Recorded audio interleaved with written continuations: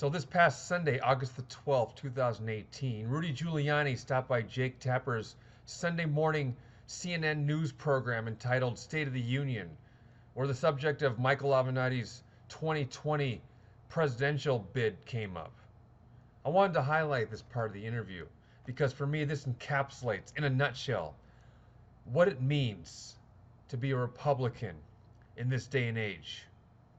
He has every right to do what he wants. I mean, I think I'd settle the bankruptcy situation where he owes $10 million first, but hey, it's up to him. Well, there's a history of people with bankruptcies in their past running for president. Mayor No. Mayor Giuliani. No, that's the cheap shot. That's the cheap shot. Mayor Giuliani, good to see you. Question.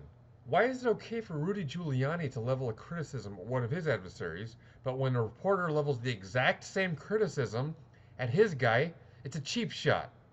Answer. Because Rudy is a Republican, and Republicans are great at dishing it out. They're just not so good at taking it. They're hypocrites who lack empathy. That is Republicanism in a nutshell. Speaking of hypocrites who lack empathy, Kellyanne Conway was on ABC's Sunday morning news program entitled ABC This Week, and I have some things to say about this. Roll the tape. And now I just wanted to show you some clips from Kellyanne Conway's weekend interview with ABC's This Week Sunday morning news program.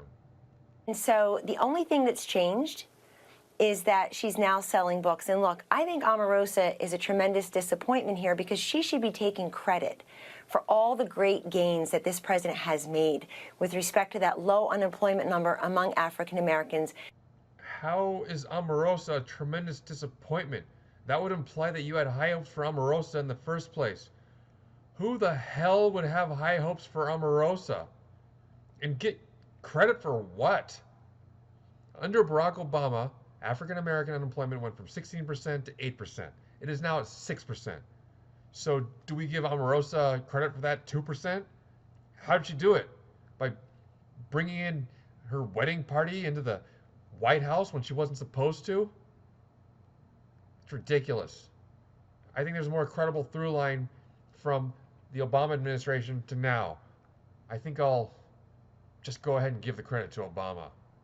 Kellyanne, as you know, the president also said there were very fine people on both sides in that rally. That was a rally led by neo-Nazis and white supremacists. And he denounced them, but you're not covering that. No, but he said there were very fine people on both sides. Why does that matter? Why does it matter that you're not taking the totality of his comments over the stretch of days, John? Well, because I think it's still a question. Who were the very fine people on the side of the neo-Nazis? Well, he's telling you who's not. He's saying he denounces, quote, the KKK, neo-Nazis, white supremacists, and all those who cause violence in the name. And yesterday, in a very, very strong statement, he said that last year there was senseless death and division. He's calling for unity among all Americans, and he denounced all forms of bigotry and acts of violence and racism. Still not specifically calling out the neo-Nazis or the white supremacists who are... You just don't cover it. Do you even have, excuse me, does ABC even have the quote in your file that you're able to put it up right now for all your viewers? Probably not. But I just read it. I mean, I think the fact that he said very fine people on both sides. So Kellyanne's being accurate here in the sense that Donald Trump did call out by name white nationalists and the KKK and the neo-Nazis, and he did denounce them, reading off of a teleprompter. And it was clear to anyone that was watching that these were not his words. In fact, it looked as if he was reading a prepared hostage statement. And besides, the very next day, he vehemently walked those words back, saying there were very fine people on both sides. And then he said that he saw the videotape, meaning he knows full well that one of the sides that he called very fine people were made up 100% of white nationalists. So be honest, Kellyanne, if you can even do that anymore. So why don't you go send a reporter to Chicago, to Baltimore, to Philadelphia, where the mayor of Philadelphia said, we're no longer going to give information to ICE, and a child was sexually abused by an illegal alien who should not have been there. We're no longer going to give information to ICE, and a child was sexually assaulted. I don't think the mayor of Philadelphia sounds like that.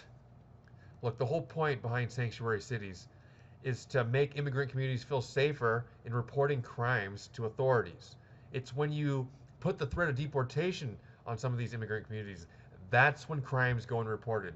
That allows criminals, actual dangerous people, to continue to walk the streets. That makes everyone's lives less safe. That is the point behind sanctuary cities, to make everybody's lives safer. When you put the threat of deportation on these communities, that's when abuses like the one Kellyanne is describing happen. The Omarosa was the most prominent high-level African-American serving in the West Wing on President Trump's staff. Who now is that person? Who is the most prominent high-level advisor to the president on the West Wing staff right now? African American? Yes. I would say that, well, first of all, you're totally not covering the fact that our Secretary of Housing and Urban Development and world-renowned I'm asking you about the White House staff. I'm asking you about the people the president is with every day. Hi, White House tech support? Yeah, I'm watching one of your Kellyanne Conway models on the TV, and her spin mechanism seems to be malfunctioning.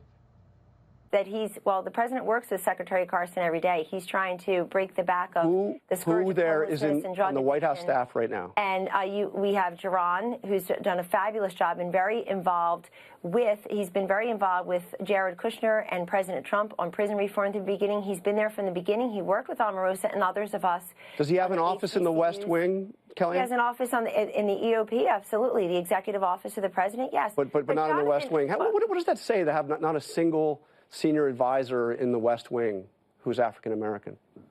Jerron, yeah, Jerron. You know Jerron, right? Jerron. Which Jerron? Does Jerron have a last name?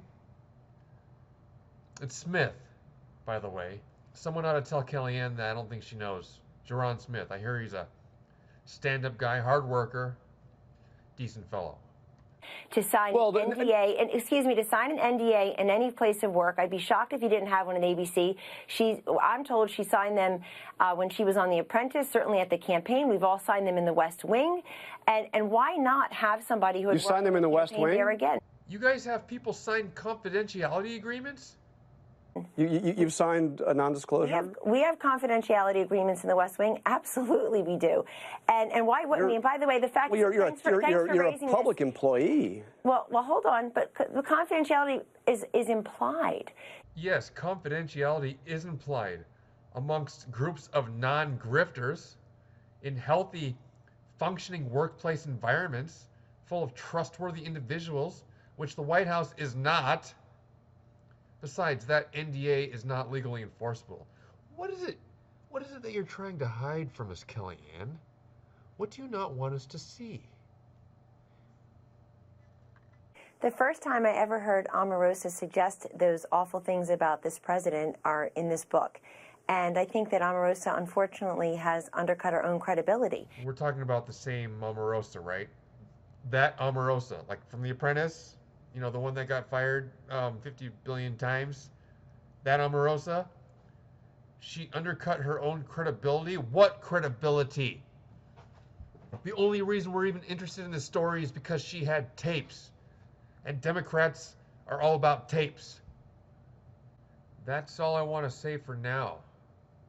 If you learned something from this, great. If you didn't, sorry. Honestly, it's all more for me. This is like my journey, my personal voyage of discovery.